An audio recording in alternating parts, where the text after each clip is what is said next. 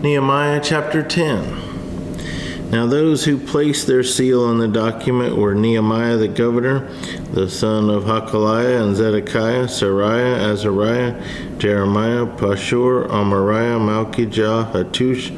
Shebaniah, Maluk, Haram, Meremoth, Obadiah, Daniel, Ginnathan, Baruch, Meshullam, Abijah, Mijamin, Mosiah, Bilgai, and Shemaiah. These were the priests, the Levites, Jeshua the son of Azaniah, Benuiah the sons of Henadad, and Kadmiel, their brethren Shebaniah, Hodijah, Kelita, Peliah, Hanan, Micah, Rohab, Hashabiah, Zakur, Sherebiah, Shebaniah, Hodijah, Bani, and Beninu, the leaders of the people, Parash, Pahath Moab, Elam, Zatu, Bani, Buni, Asgad, Babai, Adonijah, Bigvai, Aden, Ater, Hezekiah, Azur, Hodijah, Hashum, Bazai, Hariph, Anathoth, Nabai, Magplash, Meshullam, Hazir, Meshezabel, Zadok, Jaddua, Pelatiah, Hanan, Ananiah, Hoshea, Hananiah, Hashub, Halohesh, Pilha, Shobek, Rehum, Hashabna, Messiah, Ahijah, Hanan, Anan,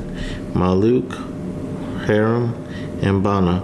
Now the rest of the people, the priests, the Levites, the gatekeepers, the singers, the Nethinim, and all those who had separated themselves from the peoples of the lands to the law of God, their wives, their sons, and their daughters, everyone who had knowledge and understanding. These joined with their brethren, their nobles, and entered into a curse and an oath to walk in God's law, which was given by Moses, the servant of God, and to observe and do all the commandments of the Lord, our Lord, and his ordinances and his statutes. We would not give our daughters as wives to the people of the land, nor take their daughters for our sons. If the peoples of the land brought wares or any grain to sell on the Sabbath day, we would not buy it from them on the Sabbath or on a holy day,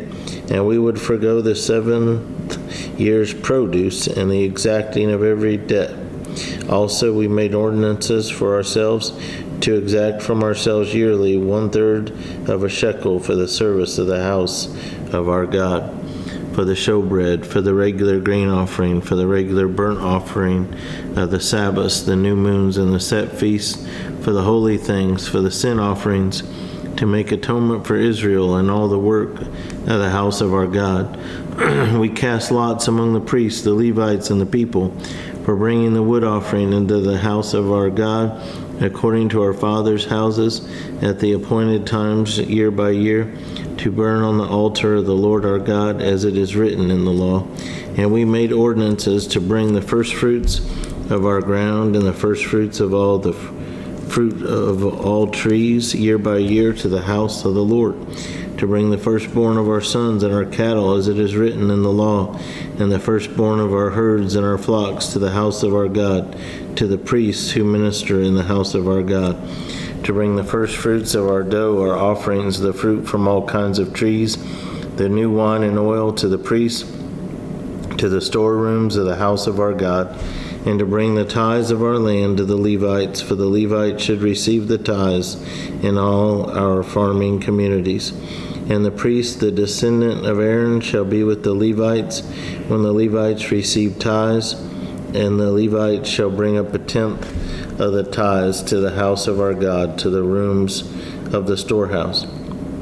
For the children of Israel and the children of Levi shall bring the offering of the grain, of the new wine, and the oil to the storerooms,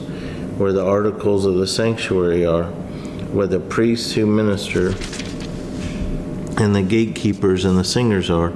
and we will not neglect the house of our God. So that's the end of chapter 10. They're talking about how they're making these commitments to God to give to him first, the first fruits, the first, give them the tithe, the 10th of everything, and how they're going to take care of the priests, take care of God's house. And so we can learn from that today too, that no matter what our income is, no matter what our situation is, God is to come first.